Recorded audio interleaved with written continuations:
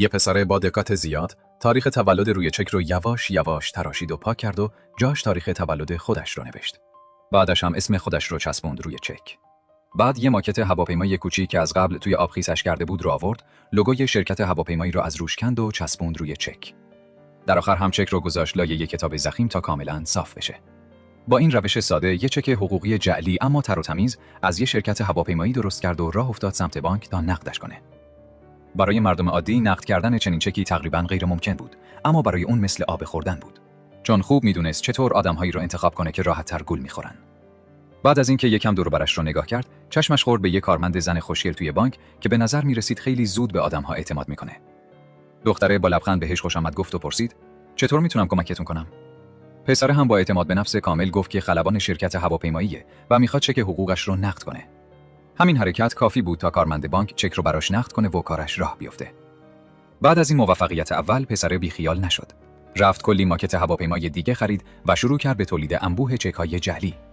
بعد هم میرفت سراغ فرودگاه‌ها و بانک‌های مختلف تا نقدشون کنه.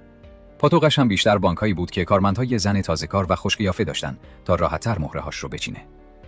بعد از یه مدت پسر اطلاعات بیشتری درباره سیستم بانکی پیدا کرد و فهمید ماشین‌هایی وجود دارن که چک‌های جعلی رو تشخیص میدن.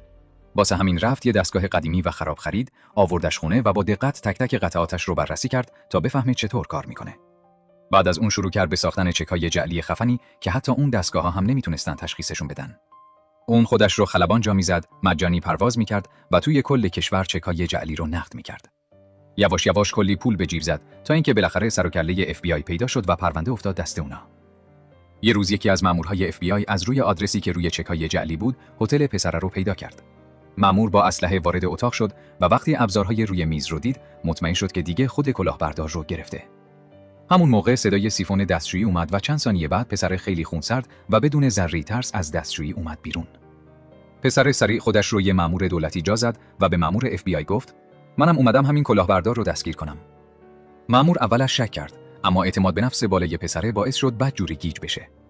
پسر حتی کیف پولش رو هم داد به مأمور تا چک کنه.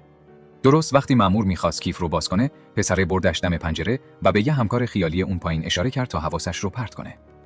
وسط همین حرف زدن‌ها، پسر با زرنگی کارت شناسایی خود مأمور رو ازش کش رفت و گفت: "بقیه کارها رو بسپر به من، خودم ردیفش می‌کنم." بعد هم پرینتر و چک‌های جعلیش رو جمع کرد و خیلی شیک از اتاق زد بیرون. اما یه مدت بعد که کیف پول رو باز کرد، دید توش هیچی نیست جز چند تا برگه تبلیغاتی و منوی غذا.